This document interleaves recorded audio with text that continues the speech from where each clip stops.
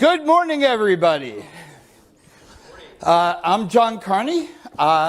Every day I put out the Breitbart Business Digest, which is free. You can subscribe. You should all subscribe.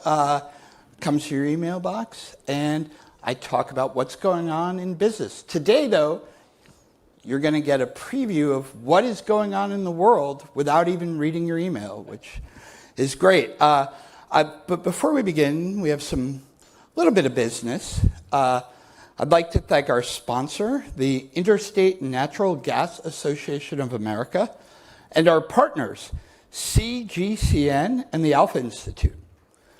I also want to give a little, if we're watching TV, have like a little preview. Coming next week, we are going to be interviewing the EPA Administrator, Lee Zeldin.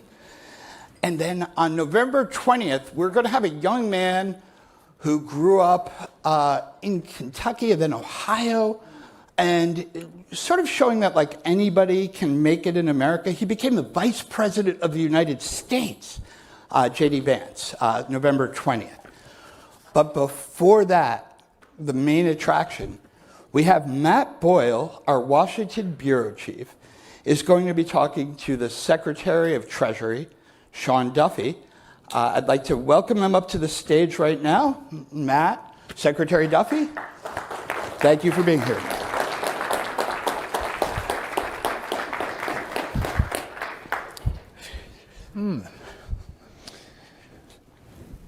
Hey, good to see everybody. John, well done. So I used to do a show on Fox Business. I'm just jumping in. Used to do a show on Fox Business, and John was on all the time. He's awesome, so thank you. Yeah, no, definitely. I think he mixed up transportation and treasury there because he covers the treasury department so much. Besson doesn't mind. Besson doesn't mind. You did. You did, John. So, These economic guys, you can't get him to stop thinking treasury. So, Mr. Secretary, first off, really want to thank you for doing this, and also want to give a special shout out as well to a couple of our other sponsors, One Brief and Lighthouse. So thank you guys. Mr. Secretary, obviously this is a huge day for transportation news. So again, we appreciate you taking the time to break this down with us. But you guys announced yesterday, and this has started to go into effect today, 4% reductions today in flights across the country because of the ongoing government shutdown. That's going to scale up to 10% next week. Can you give us a breakdown of how, first off, why this is necessary, and then how these decisions were made and where and how this is going to impact people? Yeah, so first off, air traffic controllers, a critical part of our aviation infrastructure, wonderful men and women who serve the American people. They do a great job. They have had one paycheck where they got a partial payment. A second paycheck was flat zero. They just got notice that the second full paycheck will be a big fat zero. That comes next week. And so there's been a lot of pressure on the controllers. And when that happens, I'm asking them to come to work. That's important they come to work. But some of them are new to the business. They don't have a nest egg that they've been able to plan for and prepare for. And if you don't get two paychecks, they're confronted with, like anybody else would be confronted with, how do I not just pay the rent, pay the car payment, but there's a gas bill, electric bill, there's a TV bill, there's food on the table, there's gas in the car, real life expenses that they're having to think through. And some of them have made the decision to not come to work, but go take a second job. And what that has done is put a lot of pressure on the air traffic control system. And you've seen that play out over the course of the month with more delays and more cancellations. And by the way, it's not in the same place every day. One day it might be in LA, then it might be in New York, and then it's Houston or Dallas or Orlando. It's never the same place. And so we look at data. What is the data telling us today? And just as a side note, these two things are not related, but for the issue of data, we had a DCA air crash. And before that crash, there was information, had someone looked at the data, that there were near misses. And someone should have said, listen, stop the cross traffic.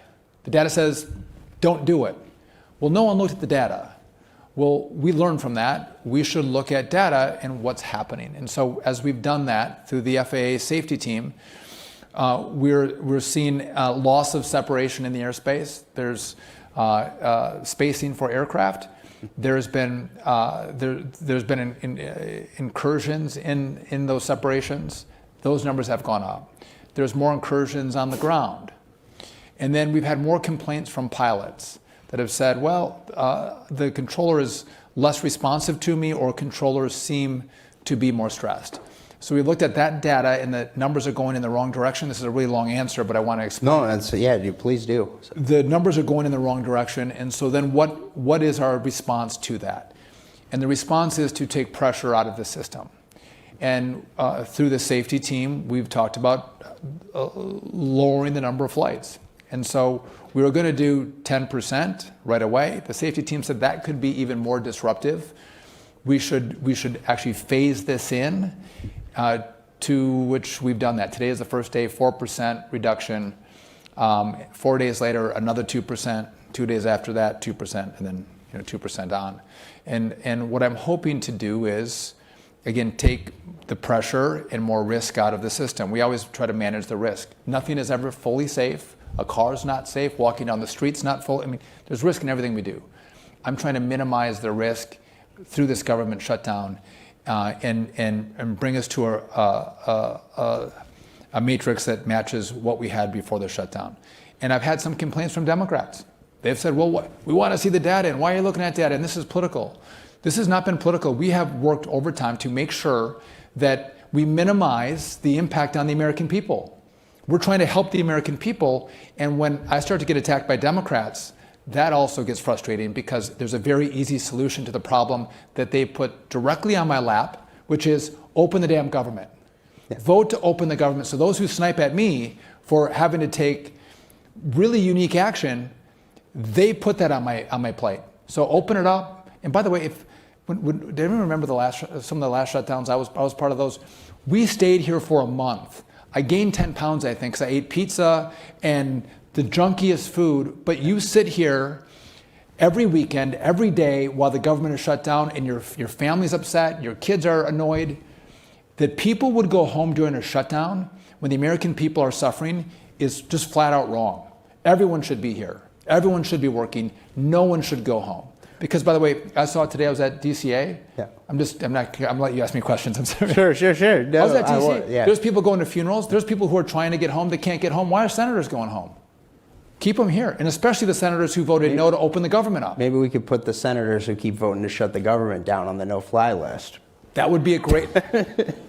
Well played, yes. So, Mr. Secretary, speaking of which, later today we're expecting the Senate to vote again on reopening the government. The Democrats are again expected to vote to keep the government shut down. So it means it's probably going to drag into next week. There's talk that the Senate Majority Leader, Senator Thune, will keep the Senate in for the weekend. But the point is that this isn't getting resolved today. This isn't getting resolved this weekend. So can you lay out for us what the long-term process here is? Because, okay, we know what's happening today. There's been 700 flights canceled, approximately, or maybe more than that, around the country, and more coming, of course, next week, as you scale up to that 10%. But it's not like you can just flick a light switch on once they open the government back up and they magically have a deal in Washington. I would imagine that it's going to take a little bit of time to get this alleviated as well. Right. So we'll look at the data, look at where the controllers are at, and then give the airlines time to bring those flights back in. And so it'll be a systemic, approach. But again, I want us to go in the right direction of bringing more planes in, not what I have to do now, which is take more planes out. Does that make sense? By the way, just one other. Yeah, we're like 2,000 air traffic controllers short. We're trying to bring in more controllers. We're trying to hire more controllers. I'm trying to tell young people who are really smart, they're bright. I'm like, this is a great job for you. This is a great career. And then you hear, well, actually, you can go a month and not get paid. It doesn't feel like you have a lot of respect by doing this really important job. And so we're up 20% of our students through the academy. This has a big impact on our ability to make up the difference in that shortage. It makes it harder for me. And long after everyone forgets about the shutdown, I'm going to deal with the consequences of trying to repair the system, which, by the way, I'm asked What did the last administration do to try to fix these problems? Not a lot. We're going to try to fix them. We're going to take on the hard problems. Yeah, and I want to get more into the modernization efforts and what's needed to fix the air traffic controller system once the government's reopened. But also, what would your message be to, I mean, there's thousands of Americans whose flight plans and travel plans have been disrupted today. There will be tens of thousands over the course of the next several days into next week as this continues. What's your message to those people? What would you say to them? I would say look at the votes in the Senate and see who voted to open the government and who voted to shut it down. And then I'd call those senators who voted to shut it down. And that's where the blame lies. And that's not for I understand there's true differences of opinion. Sure. And I'm okay with that. But this is not the system we have to address differences in opinion in the legislature. We have legislation, we have debates, and we have votes, and we have elections that set the number of people we have in each party in each body. If you lost an election, you can't just stomp your feet and pound your fists and say, "I want to get my way by holding the American people hostage." We don't do it that way, and so I think Democrats have to come to their senses and maybe leverage a vote, maybe leverage a debate. But to give something up to open the government up, I think would be a mistake on the Republicans' part. Now, also, we have the holidays looming. Thanksgiving is just a few weeks away. Christmas right around the corner after that. Is your hope that this is resolved by then and that we can get, because, I mean, we're going to see massive numbers of Americans, maybe record numbers, traveling for the holidays this year. Yeah. Is the hope that this is resolved by then and that we can get everything scaled back up? I think I'm like every American. I want it to be resolved. I want it to be fixed. But also, I have to continue to look at data. And if this continues and I have more controllers who decide they can't come to work and control the airspace, but instead have to do all we can to keep them safe when they travel. Yeah, and we've seen the NTSB, which is the safety board, the independent safety board that monitors you guys. They've been praising your decision to scale back the flights because they know the impact that we're talking about here with the air traffic controllers and what they're going through. So now, Mr. Secretary, in addition to the people traveling and the effect on the airlines, there's also effect on commerce, right? Like, I mean, we're seeing, there's a lot of people may not understand this, but the UPS, Amazon, FedEx, they fly stuff around the country. And can you explain for us the impact this might have on the broader economy here as well? I think if you, and I don't think the businesses have been that vocal about the impact that this is having on their business and on the economy. I think they want to stay out of the politics of this, so they're not being very vocal. But if you talk to them behind the scenes, they're saying, of course, this is having a substantial impact on our business. And so I think how long this lasts will dictate what kind of impact it has. But even with air travel, Scott Kirby from United was saying, listen, we see a direct impact on bookings right now during this shutdown. Okay. And if people don't fly, that is cars, that is hotels, that is restaurants. I have to imagine a lot of people might want to fly and go see football games this weekend. All of this massive economy is impacted when we reduce the number of people who can travel, and so it will have an impact.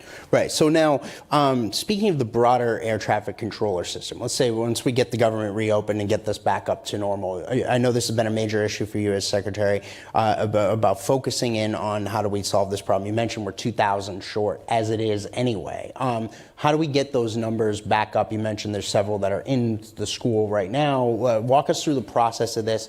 How do we get to those numbers, and then also the equipment that we need to get into place? So we have our main academy is in Oklahoma City, and it was the process and the length of time to get a young person who wanted to become a controller could take well over a year, sometimes 2 years.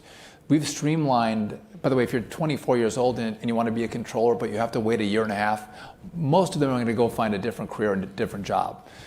So we've streamlined, tightened the time frame in which you can get into the academy. We're giving a bonus when these young people come into the academy, and we're going to pay them more while they're at the academy. The stipend has gone up. So I'm trying to incentivize young people to come in, and our throughput is up 20% this year. We're going to work on improving that as well.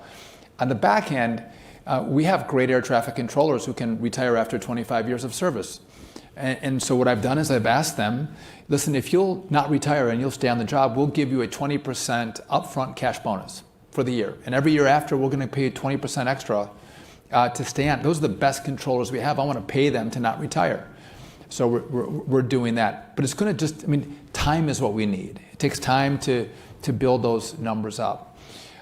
So that's one side of it. The other side is what we're doing on our really old air traffic control system. We're using old, copper wires from the 1980s. It's just, it's actually atrocious. It works, but nothing we should be proud of. And so we need $31.5 billion, which, by the way, to build a brand new system is not a lot of money compared to how much things cost. So $31.5 billion. The Congress in one big beautiful bill gave me $12.5 billion, and we're very specific about how I could use that money. And so it's new radar, radios. The key part of this, if you look back to what happened in Newark, we had a telecom outage. It was a 30-second outage. For the scopes to reboot, it actually took a minute and a half without any scopes or radar. That's actually very concerning for hopefully everybody. We worked with Verizon and others to rebuild those lines. But that shows how old a lot of our telecom is. So we're going to transition from copper to fiber, analog to digital. In this phase is the most complicated part of what we're going to do. And so the network is going to be secure. But if I think about what does a brand new air traffic control system look like, that's the software, right? That's a common automation platform. I don't have the money for that. I have people that are working on that. But when we get the money, we want to move as quickly as possible. But because I don't have it now, that's going to take years to not just develop it, but to debug it and then deploy it to train air traffic controllers on it. So it's a big job and it's a hard job. And that's why I don't think it's been done in the past. It's easy to try to pass this system off. And President Trump has asked us to take on the biggest problems of the country and fix them. And that's what we're doing here.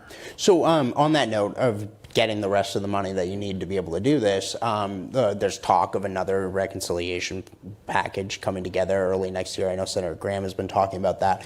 Have you talked to the president about this? Have you talked to members of the U.S. Senate about this? Are they considering adding more into this next reconciliation plan that they're talking about? I saw some reports yesterday that they seem a lot further along than people expected, which seems, I guess, promising. But your thoughts on that?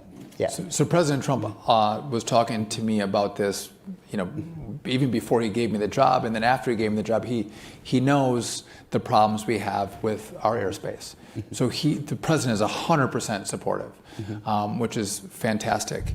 We can talk about politics all day long. I can throw blame on the shutdown. What's great about this issue is this is bipartisan. Sure. Everybody agrees that this has to be done. And when you have bipartisanship and recognition of the problem, that actually is the best political situation you can have to get the rest of the money. So I'm hopeful they'll give me the rest of it. And by the way, so this is the common automation platform. There's, but some of our towers and centers are they're really, really old. And so not all of them, but many of them have to be rebuilt. And so some of the money in the plan is also for actually bricks and mortar to build, new infrastructure. Our controllers should not have to work in some of the environments that they're working in, on some of the equipment that they're using. And just one last point on that, we do have old equipment. The equipment works, the equipment's safe, but it is old. We have the most efficient, safest airspace in the world, not because of amazing technology. It's amazing controllers is why we have a safe, efficient system. And again, I think it's atrocious that they would be treated this way. So shifting gears here, big other topic that is very much in the news around that you guys are focused on in the Department of Transportation has been the issue of illegal aliens driving trucks in America. We've been seeing the blue states out there like California, Washington State handing out CDLs to illegal aliens, people in the country illegally, non-citizens, and there have been a number of incidents in the last month or so where these folks have crashed and killed Americans. There were at least two that I've seen. You guys released a bombshell explosive report about California and Governor Newsom not following the law about this. Can you give us the latest on what has happened with regard to this issue and how you guys are reining in states like California on this? So there's two issues. There's non-domiciled commercial driver's licenses. Let me first talk about English proficiency. That was the first issue we came out with. There's a longstanding rule. We didn't create this rule in this administration. It's been here for decades. You have to be proficient in the English language, speaking and then understanding road signs. Pretty common sense for a commercial driver. In the Obama administration, they basically switched the penalty to be a slap on the wrist. No real penalty if you can't speak the language. We went back to the pre-Obama change and would take vehicles out of service, which is very complicated for a company if you're taking their vehicles out of service. We went back to the old rule. One of the problems we have is California was the only state that, in essence, have told their law enforcement officers not to enforce English proficiency rules.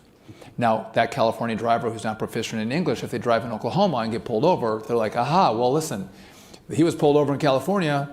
They didn't do anything, but obviously he can't speak the language. So California's not enforcing the rules. So we pulled $40 million from California because of that. The second issue is a non-domiciled CDL. So what does that mean? The rule, this was set up so if, again, I'm from Wisconsin, I want to go to Texas, I'm not domiciled in Texas, but I want to get a Texas commercial driver's license. I could come from Wisconsin where I'm a resident, I could go to Texas and I could get a commercial driver's license in Texas, and it's all legal and it's made for Americans going from state to state. Well, like many good rules, this was contorted and abused, and now you see foreigners coming into the country and getting non-domiciled commercial driver's licenses. It was not intended for them, but that's how the law was contorted. So these commercial driver's licenses were issued like states in California, like in California, where if I'm here, I'm a foreigner, my work permit lasts until the end of this year. California would issue them a commercial driver's license, maybe that expires 2 years after their work permit. That's an incentive to stay in the country longer, number one. But two, there's no justification to give them I don't know what their status is going to be, after the end of this year. Yeah. So a lot of them were issued illegally, number one. Number two, some of them weren't here legally at all. So you have an illegal in the country that should actually, when they come into the DMV, they should be deported. Instead, they were given a commercial driver's license. And again, this is our big rigs, but they can also, they can drive hazardous materials, they can drive school buses. Incredibly problematic. And so the country has been flooded with these kind of drivers. It has decimated a lot of our this is not why we're doing it, but it truly has decimated the American truck driver, where it used to be a good living you could make. Not any longer. I'll tell you, we hear from truckers all the time because we host radio, and a lot of them are listening to satellite radio around the country. I get calls every Saturday morning from at least a handful of truckers around the country, and it has been going on for years, where they are raising these exact issues, particularly the English proficiency issue. And they're happy now we're addressing it. The president has said, make sure we follow the intent of the laws, and that's what we're doing. So basically, we told every state, you can't issue any more of these non-domiciled CDLs, these foreigner CDLs. So they have stopped. But then we said, you have to go back and review for the ones you've illegally issued. And a lot of states have been willing to comply. Again, California has been unwilling. So there's additional money we can pull from them. At one point, we can pull their authority to even issue commercial driver's licenses. Now, I don't want to fight with Gavin Newsom. I just want them to comply. You want people to be safe. right? And if you see these crashes, it is truly problematic. You want well-trained individuals on American roadways, and I don't think we feel like that's necessarily the case after some of these rogue states. Right. So now the latest has been that you guys put out this really a bombshell report about how California hasn't followed the laws on this in the lead up to this horrific incident.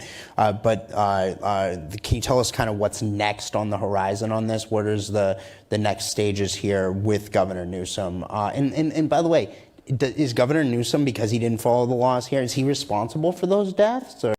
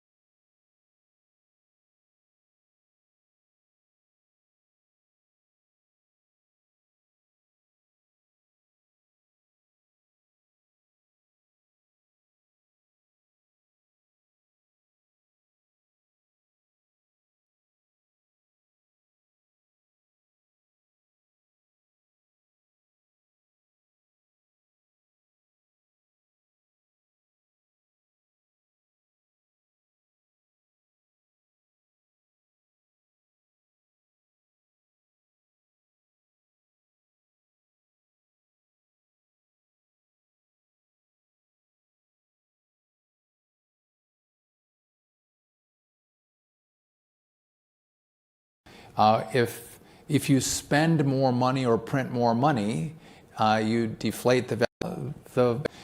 We've tried to spend less money and not reduce, again, not reduce all regulations, but reduce dumb regulations and dumb rules.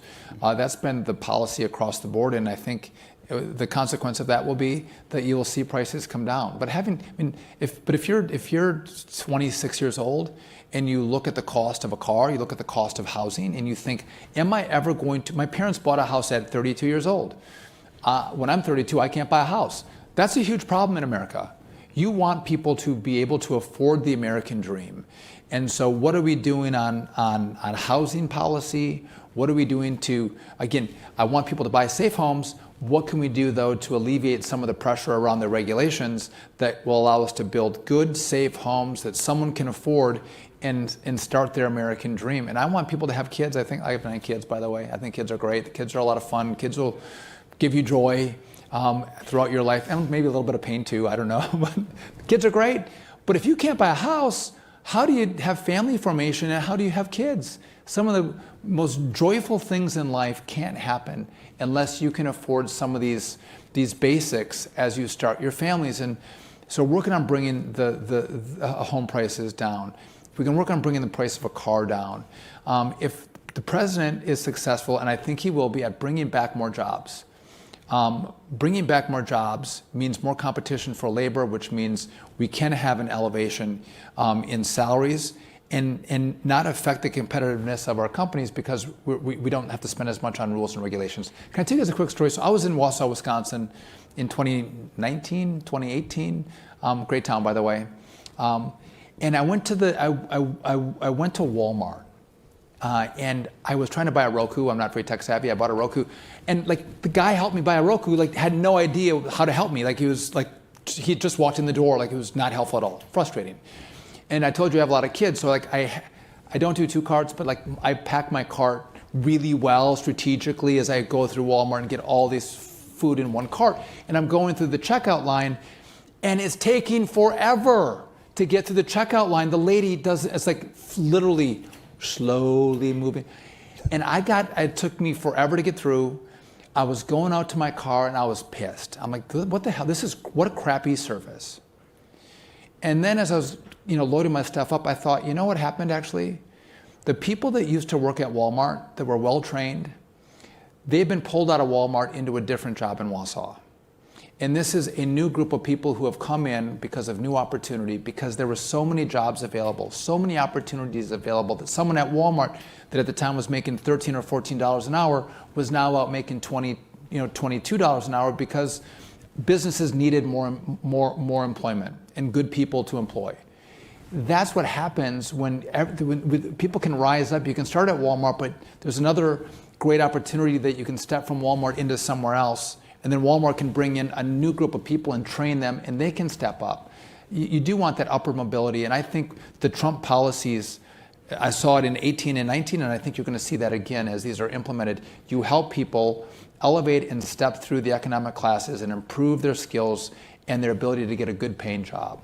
Mr. Secretary, the last thing I want to ask you about here, take us inside. We've seen the historic transparency from President Trump. He literally live broadcasts the cabinet meetings, right? And I know you're there for those.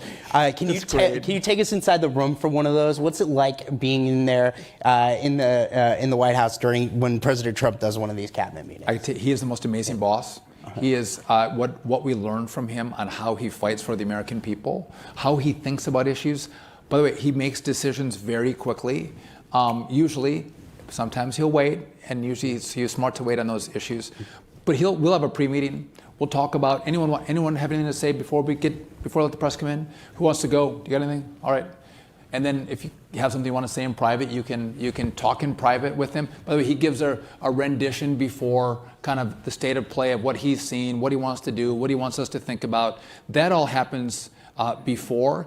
And what is interesting in this cabinet is, well, I've never been in a different cabinet, so maybe I don't know what I'm talking about. Everyone likes each other. Everyone likes each other, and you see people wanting to work together. How could I work with Bobby Kennedy? Which, by the way, we're going to announce some things that Bobby and I are going to do together. Which how do you and Bobby do things together? It's going to be kind of fun. But it's the collaboration. People want to work together. People want to serve the president, want to make him proud, want to make the country proud. That is a really great environment. If you're thinking about a team, that's the way you want your team to behave. They like each other. They're fighting for each other. They're fighting on a mission to help the country. That's what the pre-meeting is like. And then you all see he opens it up, and who knows what's going to happen. It's a lot of fun. Sometimes he just goes around the whole table, and sometimes he'll call on people to give different messages. Can I just make one other point about the president? I know we're out of time. Yeah. I have never seen someone work hard. I can see. So in my job, I can see there's a lot of people that come into my office every single day. Like, I'm never alone, and it's a great thing. And I got a great team and great people. He gets that times 10. Sure. And 8 o'clock in the morning, 7:30 in the morning, he's on the phone, because I'll be on the phone with him that early. So he's on the phone upstairs. He comes in at 9 o'clock, and all day long, he's moving, he's meeting, he's thinking. Then he goes into dinner, and then dinners he's usually meeting with people. And then at night, he's still on the phone again calling people. Or if you call him at night, he picks up. He doesn't stop. But he's a machine.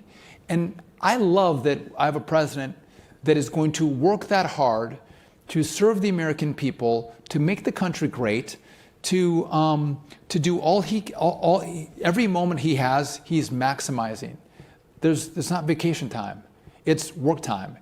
And even his kids will talk about in his businesses, he worked really hard, and he's working even harder than he did in his businesses for the American people, and I love that. And even in the shutdown, in the Barack Obama era, Obama was trying to make it really painful on the American people. Shut down the trail, shut down, in the open air parks. Open air parks. Yeah. Make it painful for President Trump. Actually loves America, loves Americans. He's tried to make it less painful. And you might argue that's bad politics because there's limited pressure on Democrats. That's not he doesn't want people to be in pain. He wants the country to be better off. He wants to serve the American people and make their lives better and make it great. And when you have a shutdown, that goes against the grain of trying to make the country great. And so he tries to minimize that. And I love that about him, that every day he wakes up and works longer, fuller days to make the country incredibly great and everyone prosperous. Mr. Secretary, really want to thank you, sir. Thank you. Give our best to the president. Will, thank you. Thank you.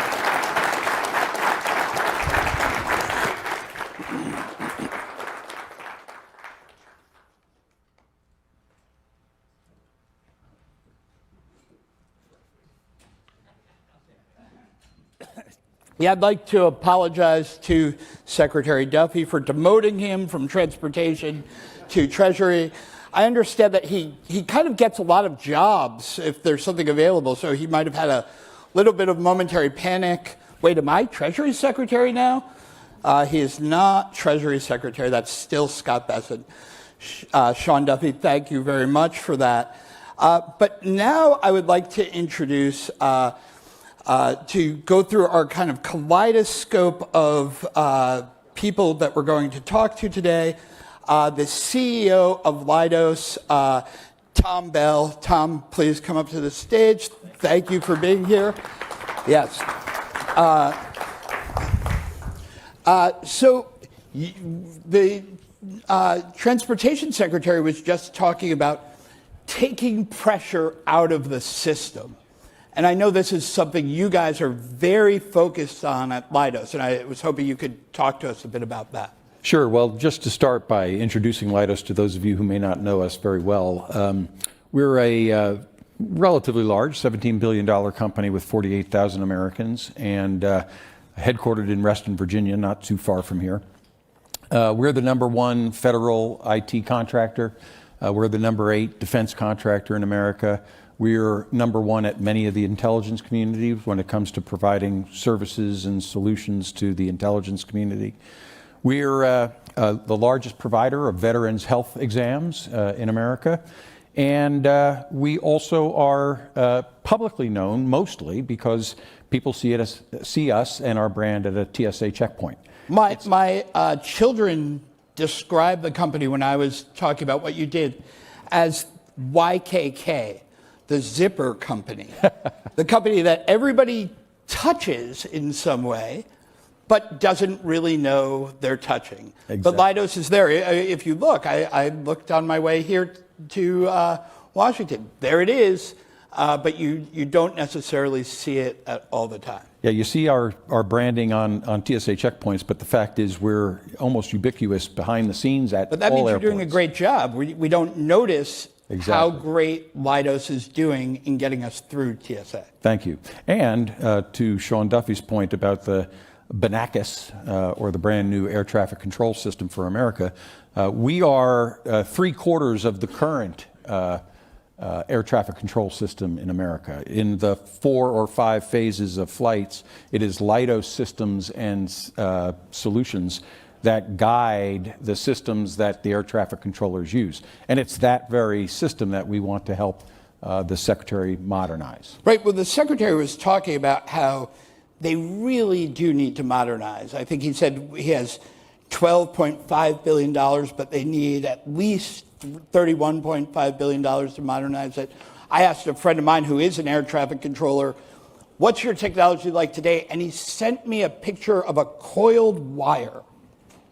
This was, the old phone wires. And he said, this is what we use, right? He said, you probably haven't, the younger members of our audience probably have never even seen one of these, but they were, what connected the phone to the, and he said, the other picture he sent me was the printer tabs that you have to pull off the printer in order to, literally, is this true? It is. That they literally pass a paper to another person to control our air traffic. Yeah, Secretary Duffy touched on that a little bit, talking about the great people that the American air traffic controllers are, and the system being very safe because it relies on brilliant people doing the job brilliantly.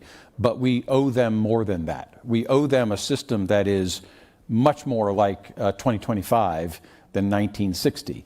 And the fact is, if you went into any air traffic control tower, you might be surprised at the manual handoff between the system, the paper products that, who uses paper anymore?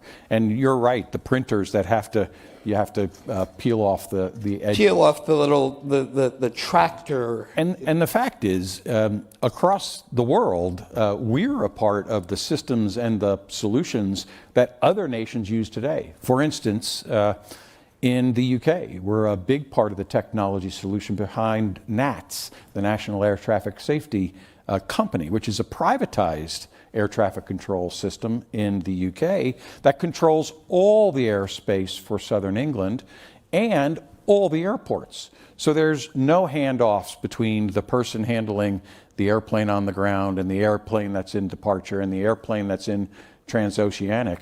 It's one seamless system, all enabled by Leidos technology. One of the things that surprised me about this is how really the technology has not been upgraded for decades.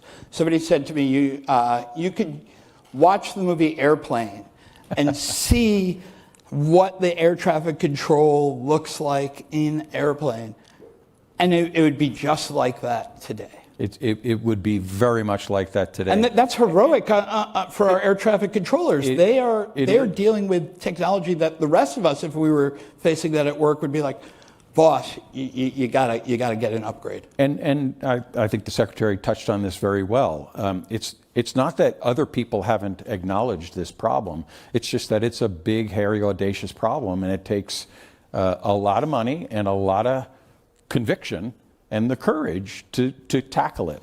You've got in this president and you've got in this Secretary of Transportation people who are not afraid of that and willing to lean into it. So we're working today with that $12.5 billion that Sean talked about in the One Big Beautiful Bill to already modernize the systems that are existing with an eye toward the common application program that he also talked about, so that we're spending money today to make the systems better, more secure, and easier for the operator to use with an eye toward that cap that ultimately will bring the 21st century air traffic control system into American air traffic control. Secretary Duffy was talking about the sort of education pipeline, and I imagine you need to get started now so that everybody's trained up on a modern. It's got to be really weird to go into a air traffic control school today and think, wait, this is what we're dealing with? Well, I'll give you a wonderful example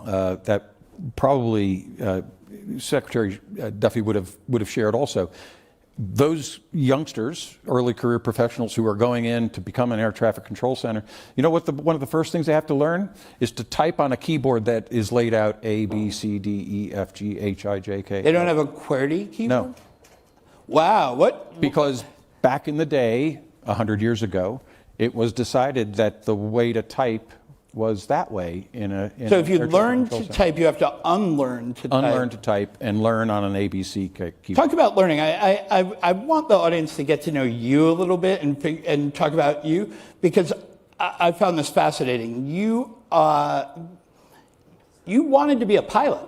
I did, yeah, way back in the day. But then, you know, I think by the time I got to decision points on becoming a pilot myself, my father, being a Marine, affected me, and I said, "That's enough of the military for me. I'm gonna go in another direction." But it obviously didn't leave me far behind, because I've been in the industry for now 40 some years at Boeing, McDonnell Douglas, Rolls-Royce. One of the things I think can be really inspiring to people is sometimes we don't get to plan our own. I also, you had mentioned to me that you considered going through the Reserve Officer Training Corps. I also did that. My father was Captain John Carney. And so, and I didn't get to do that, maybe for the similar reason. My father was military enough for me. But how you work your way into this field is fascinating. It is. You know, back in the day when I graduated college, LSU, the economy certainly in Louisiana was affected by the oil prices were very diminished at that point, and so it was a difficult time for the economy. 1983. You have aged wonderfully. Oh, well, I don't know about that, but 1983. And, you know, I had a couple summer internships at Martin Marietta on manned space flight awareness. Back in the day at the Michoud Assembly Facility in New Orleans East, they were building the external tank for the space shuttle. And I had 2 summer jobs there. And in 1983, when I graduated at LSU, that was a great place to land for my first job. But I've never left the industry since then. So if Sean Duffy were also talking about NASA, he and I would share an affinity for that. He just lost that job. He's a job loser, I guess. So let's talk about what needs to be done to air traffic control is very much on people's minds. Even some people today told me, I'm not going to make it. What upgrades do we need to do to air traffic control? What is it? What is the technology that needs to improve? Well, the first thing that is in everybody's mind is making it less reliant on human intellect. Now, that sounds a little counterintuitive, but we're in an age where people's brains should be used for the intellectual processing capacity that only this gray matter between our ears can do. Supercomputers are super fast, but they're not in bed with the brain of a human being to take information and make decisions quickly. What we're relying on human beings today to do is the rote processing of manually transferring data from system to system. What we need to do is give them a common operating picture of the situation so that the intellect of the air traffic controller can apply their brains to that situation. That's what we're looking forward to doing with the CAP and with the systems that are going to be evolved over the coming years. If this president, they call it Banakis, if they get their way and they get there in the next 3 years, America will have the world-class air traffic control system it deserves, both in elements and holistically. It's not just air traffic control you guys are involved in. You mentioned when we go through airport security, we are often passing through a LiDAR system, but it is when I was recently traveling abroad, I was amazed at how quickly I could just almost walk through an airport in Spain or in Scotland. And in the US, when people come here, it's almost, frankly, and I hate to say this, make America great again, make America air travel great again. Yeah. It's almost embarrassing when you come into the US and the system seems backward. You go to any airport globally, and it makes Dulles look like not the airport we would all be so proud of.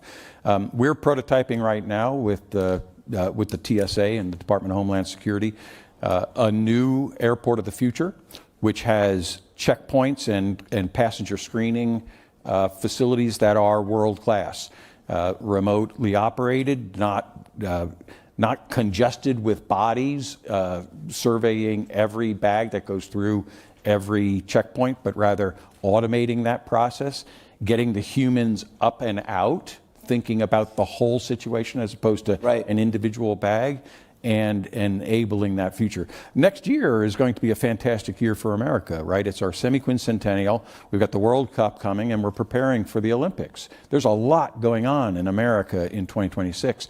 And Kristi Noem, another great cabinet member of the Trump administration. Also not the Treasury Secretary. Also not the Treasury Secretary, but she's very focused on enabling a safe future that is great for the international traveler to come to America and see America the way I think every American would want it to be seen, as a modern, progressive society that is embracing technology and embracing everything that America stands for. I think there's a huge opportunity here. Secretary Duffy talked about they have 12.5 billion now. They need more. They need 31. 20 more. Yeah, 20 more $billion. Can you just draw a picture for us what that looks like? What if we only get 12? What does that look like, and what is 30? Well, if you only get 12, what you're going to do is essentially modernize the system as it exists today, and that's not bad, but that's what every administration has attempted to do. They haven't had $12.5 billion to spend on it in one fell swoop. So this administration will make more progress there. But the job will, as the math implies, only be a third the way done. We'll make the system safer. It'll be more cyber secure. It'll be better for the air traffic controller, but it won't be the modern system that America deserves or the world-class system America deserves. So we need the full 31. We need the full 31. All right, Tom, thank you so much for doing this. We really appreciate it. I think it's helped the audience understand the challenges facing American technology transportation, and straighten me out about who the Treasury Secretary is in transportation. Thank you very much. Thank you very much.